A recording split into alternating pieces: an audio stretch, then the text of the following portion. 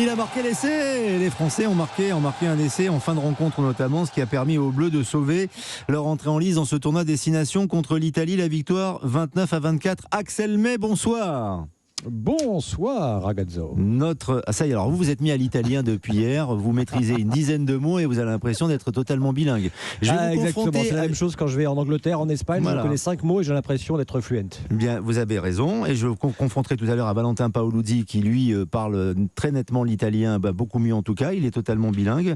Pour parler du derby milanais, vous allez voir ce que c'est que parler italien, la langue de Dante c'est tout autre chose. En tout cas, les Français ont parlé le langage de la victoire, une victoire dans la douleur tout de même face aux Italiens, Axel.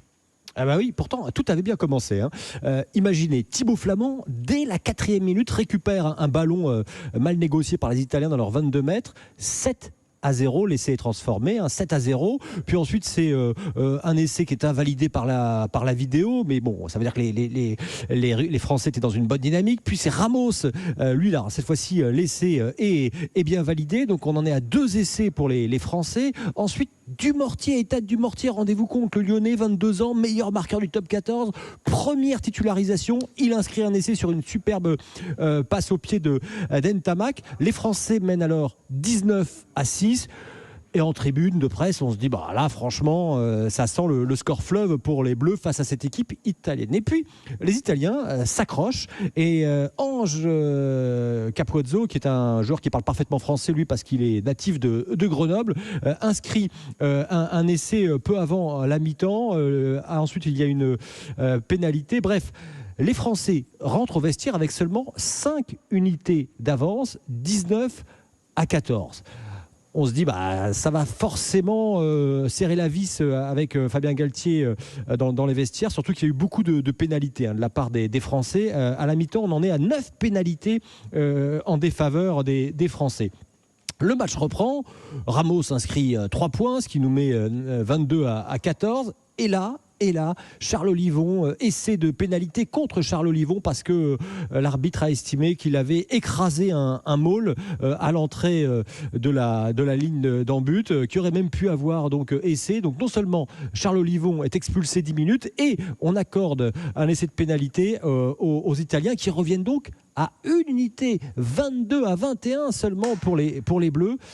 Et là, à l'heure de jeu, mon cher Lionel, l'Italie passe devant l'équipe de France sur un 3 points, un pénalité 24-22. Il y a le stade qui s'enflamme. Il y a juste une anecdote que je vais vous donner. À un moment, il y a les supporters français qui étaient assez nombreux, qui commencent à dire, acclamer, allez la France. Et le speaker du Stadio Olimpico prend son micro et avec sa grosse voix, grâce au haut-parleur, il dit Forza Azzurri, allez les Bleus, les Italiens. Et tous les spectateurs magnifique, italiens, ils jouaient en blanc et noir, les Italiens en plus, c'est les Français qui étaient bleus. Mais enfin bon, il on leur a pas dit Forza Blanca, il leur dit Forza Azzurri, allez les Bleus italiens. Et tout le stade encourage ces Italiens. Et il faudra en fin de rencontre un but de Thomas Jalibert. Enfin, je dis un but, mais Mathieu Jalibert, pardon, je suis perturbé parce qu'il y a un collègue italien qui est en train de me parler en disant que je parle trop fort. Vous vous rendez compte, en Italie, il me dit vous parlez trop fort en salle de presse.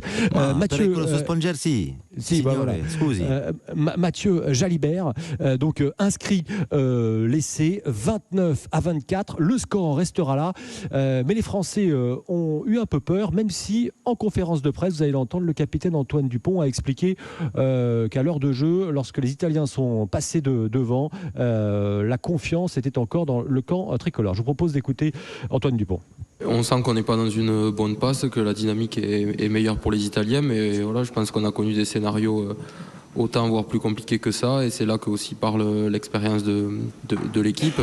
On savait qu'on n'était pas non plus submergé, on leur a donné beaucoup de choses, notamment avec ces pénalités qui leur ont permis de venir dans notre camp, de marquer des points assez facilement. Donc voilà, ça dépendait beaucoup de nous aussi, il fallait qu'on arrive à revenir chez eux, faire des choses simples, arriver à les mettre à la faute et remarquer des points tout simplement. Donc il n'y a pas eu d'affolement dans l'équipe. Antoine Dupont au micro d'Axel May. Prochain match contre l'Irlande à Dublin le week-end prochain. Est-ce inquiétant, et ne le dites pas trop fort pour ne pas déranger surtout, mais peut-être que ça peut inquiéter aussi le staff des Bleus, Axel May, est-ce inquiétant après cette victoire étriquée, ce déplacement? J'ai négocié 2 minuti, j'ai négocié 2 minutes avec mon collègue italien pour parler fort dans la salle de presse. Alors, est-ce que c'est inquiétant ? C'est pas très rassurant forcément, sans être désobligeant vis-à-vis de cette squadra azzurra face à cette équipe italienne qui connaît un certain renouveau avec une génération dorée. Il y a les frères Canone, il y a Michele Lamaro, le capitaine, il y a Tommaso Alan, le demi d'ouverture, qui sont une jeune génération très prometteuse pour cette équipe italienne. Mais malgré tout, gagner difficilement, c'est pas forcément rassurant, surtout que le déplacement à Dublin, c'est quand même la nation, première nation mondiale qui a éparpillé façon puzzle les Gallois chez eux à Cardiff hier. Donc non, on peut dire que c'est pas totalement rassurant, mais c'est pas non plus fondamentalement inquiétant, parce que d'ailleurs Fabien Galtier l'a dit en conférence de presse, ils ont fait un travail physique très important. Alors ils l'ont pas tout à fait avoué, mais on l'a compris à demi-mot dans ce que disait Fabien Galtier. Le travail physique, c'était surtout pour être prêt face aux Irlandais, et du coup peut-être qu'ils ont un peu souffert de cet intense travail physique qu'ils ont fait face à l'Italie. Donc voilà, inquiétant, mais pas totalement de quoi se dire voilà, la France est retombée dans ses travers, l'indiscipline, parce qu'il y a quand même eu 18 pénalités au total, 9 en première mi-temps, 9 en seconde mi-temps, ce qui fait beaucoup, et puis on retiendra aussi qu'ils ont avec 4 essais inscrits récupérer le bonus offensif. Donc comme on dit aussi, seule la victoire est belle. Les Français ont fait le travail, on verra ce que ça donnera. Alors ça sera samedi prochain à Dublin face aux Irlandais. Je terminerai en disant quand même que sur cette première journée du tournoi des Destination, il y a eu 3 victoires à l'extérieur. La France en Italie, l'Irlande, on en parlait à l'instant, au Pays de Galles, et l'Écosse hier qui a renversé l'Angleterre à Twickenham. Donc c'était une première journée quand même qui a réservé quelques surprises. Merci Axel May pour toutes ces précisions, et je vous confirme que le match était très tendu et que vous avez vu la même rencontre que Marc Libra, qui a suivi ça assidûment et qui adore le rugby. Mais on va parler foot avec lui dans quelques instants. Merci Axel, bon retour. Allez. Bon retour, buonasera. Buonasera, c'est ça ?